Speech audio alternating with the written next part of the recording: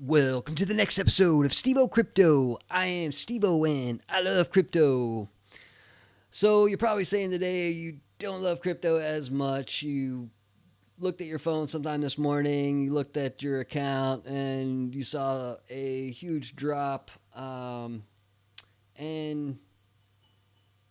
you are probably pretty upset about the situation. So I just kind of want to shed some light on what's going on. Some of you probably already know there was a group of Chinese investors. There was like three big groups that basically all bailed out of the crypto market simultaneously, causing a huge market crash. So I kind of want to shed a little bit of light on this. Now, yeah, well, we can call it a market crash, because everything in the market went down. Um, at the same time, we can also look at it a little different. To me, I believe it is a market correction. And, even with these guys pulling out and all that, at the same time, I think it is also a market correction. So I'll go over what I mean by that. First, I want to let you guys know I'm not a financial advisor. This is not financial advice. Do your own due diligence before you're trading. Your trades are your responsibility. But that being said, I have traded for a very long time. I got an inheritance when I was 16. I invested in the stock market. I played with some options. I played with Forex. I've done a lot of different investing. And, I've looked at charts for a very long time. So, just wanted to give a little bit of background. So, I'm not just some guy or whatever, which I am, but I also do know a few things. So, one thing that I do want to point out here, guys, is, these big Chinese investors, these three Chinese, groups or whatever, they just all pulled out.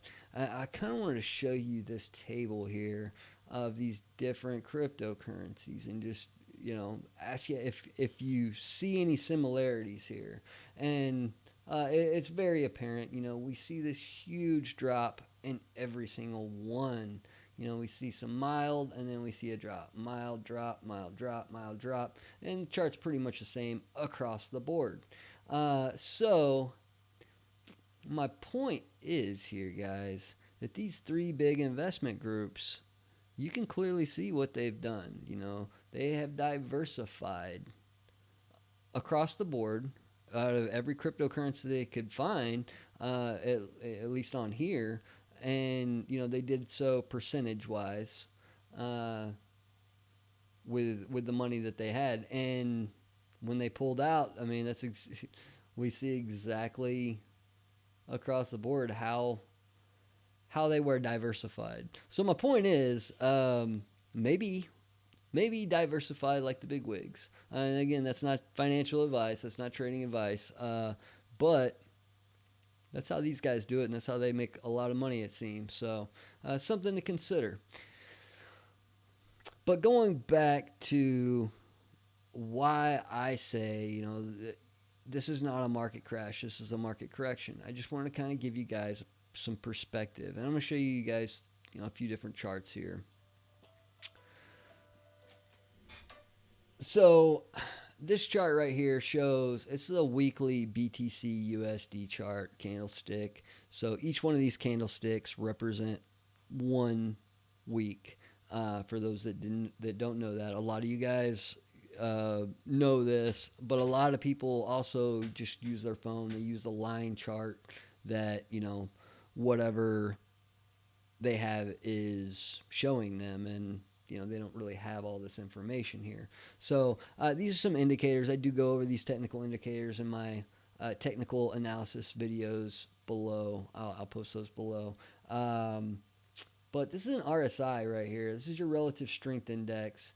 It's a pretty strong indicator in the crypto market. And I want to show you guys on this weekly chart, where each one of these represents a week, we have been well overbought in Bitcoin and a lot of these others, guys. since October on the weekly RSI here. So, we got into the, what, 89 here, 90s. Shoot, we got in the 90s here on the RSI. We saw some dip, and then people just kept on and kept on buying. So if you're not familiar with the RSI and it's showing you like how much it's overbought, how much it's oversold, and when it gets either overbought or oversold, it gets to a point where, there are too little sellers, there are too little buyers, and